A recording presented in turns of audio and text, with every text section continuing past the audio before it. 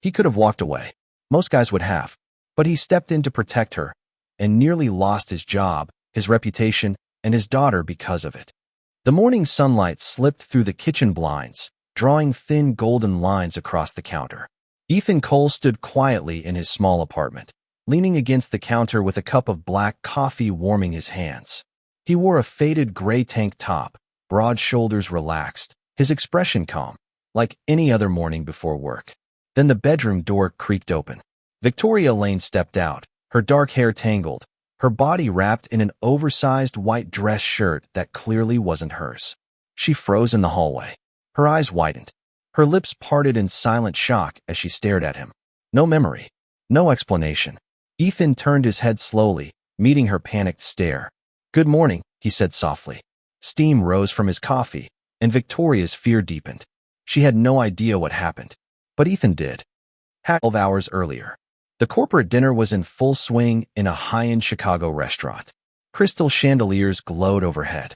Tables were filled with executives and analysts, laughing, networking, pretending everything was perfect. Ethan sat near the end of the table, checking his watch for the third time. His daughter, Ella, had her school talent show tonight. He promised her he'd be in the front row. He planned to stay here an hour, shake hands, leave unnoticed. That was the plan. But plans change. Across the room, Ethan noticed Victoria Lane, CEO of the fintech division. Known for her composure, her tailored suits, her intimidating presence. But tonight, she looked broken. Her movements were loose, unsteady. Her glass never stayed full for long. No one dared step in. No one wanted the responsibility. She stumbled, nearly falling. Her clutch hit the floor, contents scattering. She tried to pick them up, but lost her balance again. Her phone was dead. Her speech slurred. Ethan looked around. Executives ignored her. Junior staff looked away. The bartender kept wiping glasses. He could leave. He should leave. Helping a drunk CEO, especially as a male subordinate, was a career-ending risk. One misinterpreted gesture, and everything he built could crumble. But he also knew what could happen to a woman alone in this condition. A wrong car. A wrong street. A wrong stranger. He made the call. "Angela, I need a favor. Can you take Ella to her show tonight? Please." There was a pause. "She'll be disappointed, Ethan." "I know." He hung up and approached Victoria, keeping distance, voice low and respectful. "Miss Lane, is there someone I can call? A friend? Family?" She looked up at him with glassy eyes. "I just moved. I can't remember the address. My phone's dead." Ethan tried asking the staff. No one wanted involvement. He tried her colleagues. They vanished conveniently. He made a decision. "I'm taking you somewhere safe," he said. "My apartment. You can sleep it off. I'll stay in my daughter's room." Victoria didn't argue. She couldn't. On the drive, she got sick twice. He pulled over, helped only as needed, then stepped back. When they arrived, the apartment was dark. Ella already gone to the show. The show where his seat in the front row would now stay empty. He gave Victoria water, aspirin, clean clothes. He left her on the couch. Then he wrote a note. Clear, simple, respectful, and placed it beside her. "You are safe. I slept in my daughter's room. My name is Ethan Cole." He plugged in her dead phone. He didn't know that small act would be used against him hours later. Ella came home. Half asleep, glitter still in her hair. "Daddy, who's that on the couch?" "Someone from work who got sick." She needed a safe place. Ella stared at Victoria, then said quietly, "You missed my song." Ethan's chest tightened. "I'm so sorry, sweetheart." She didn't cry. She just nodded, learning that. Sometimes adults break promises. That night, Ethan lay awake on the floor of his daughter's room. He replayed everything he had done. The distance, the note, his daughter as a witness. But one fear kept him awake. It didn't matter what really happened. It mattered what Victoria believed when she woke up. The panic. Victoria woke up in a stranger's home, wearing clothes that weren't hers. No memory. Her phone fully charged. To her, that wasn't kindness. It was evidence. Her hands shook. She dialed her friend Rachel, a corporate attorney. "Rachel, I woke up at a man's apartment. I don't remember anything. I'm wearing his clothes." Rachel immediately shifted into lawyer mode. "Do not apologize. Do not explain. Call HR the moment they open. Protect yourself first. Document everything." Footsteps echoed. Ethan approached. Victoria hung up because a little girl appeared in the hall. "Are you feeling better?" Daddy said you were sick. Victoria froze. Ethan appeared behind his daughter.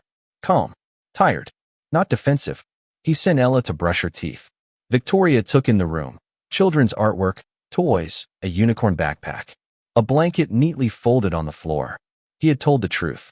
He had protected her dignity. But her fears still battled her logic. I need to leave, she said.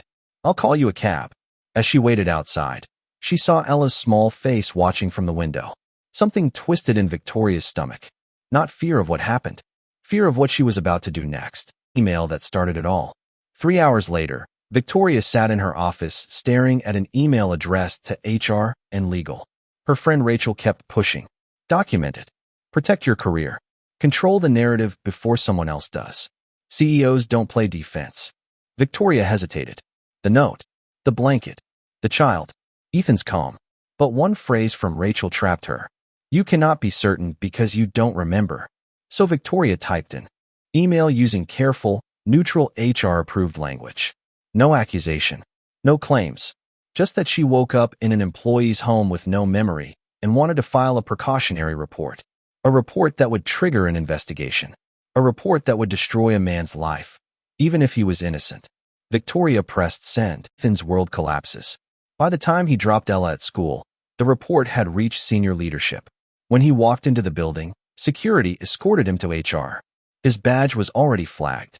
His system access locked. You are being placed on administrative leave pending investigation.